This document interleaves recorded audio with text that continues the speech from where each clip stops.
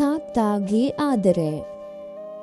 සෙනුජා අල්මාරිය උඩ තිබුණු පරණ දූවිලි බැඳුණු පෙට්ටියක් පරිස්සමෙන් බිමට ගත්තා. ඒක ඇතුලේ නිදාගෙන හිටියේ නිල් පාට සුරංගනාවියක් වගේ ලස්සන සරොංගලයක්.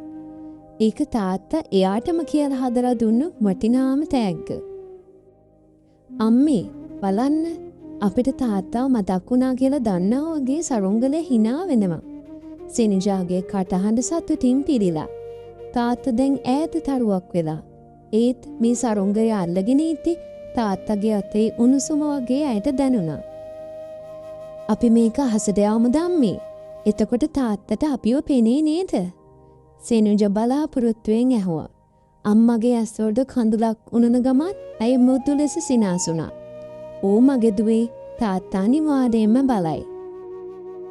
හිරුවෙලියෙන් නැහැවුණු කොළ පාටින් දිලිසෙන පිට්ටනියකට අම්මයි සෙනුජයි ආවා. මද සුනගක් ඇවිත් සෙනුජාගේ කොණ්ඩයත් එක්ක සෙල්ලම් කළා.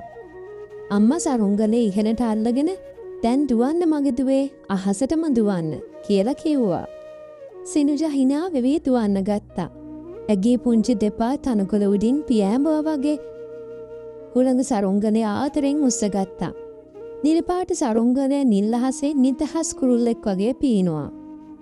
සෙනුජාගේ හදවතත් සරුංගලයත් එක්කම ඉහළට ගියා.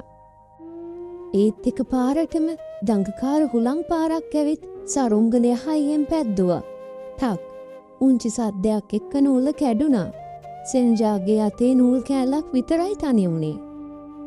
නිල් සරුංගලය හුළඟට අහසේ ඈතටම ගසාගෙන ගියා. ඒක පුංචි නිල් පාට කඳුළු බින්දුවක් වගේ අහසේ නොපෙනී ගියා. අනේ තාත්තගේ සරුංගලය!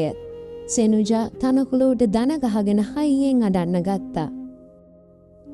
අම්මා දුවගෙන ඇවිත් සෙනුජාවත් හදින් බදාගත්තා. "අඬන්න එපා මගේ රත්තරන්" අම්මා කිව්වා. "සරුංගලේ නැති උනේ නෑ." සෙනුජා ඉකිගසමින් ඇහුවා. "එහෙනම් මේක කොහෙද ගියේ?" අම්මා අහස දිහාට ඇඟිල්ල දික් කරලා මෘදු ලෙස කිව්වා. "සරුංගනේ ගියේ එයා යන්න ඕනම තැනට. ඒක තාත්තා ළඟට ඔයාගේ ආදරේ පණිවිඩයක් වගේ අරගෙන ගියා." තාත්තගේ ආදරේ තියෙන්නේ සරුංගලේ නෙවෙයි. මෙන්න මෙතන ඔයාගේ හදවතේ. අම්මා සෙනුජාගේ පපුවට අත තියලා කිව්වා. "ඒක කවදාවත් හුළඟට ගහගෙන යන්නේ නැහැ." සෙනුජා අහස දිහා බැලුවා. එයාට දුකක් දෙන්නේ නැහැ. එයාගේ හිත පුරාම තාත්තගේ උණුසුම් ආදරේ පිරීලා තිබුණා.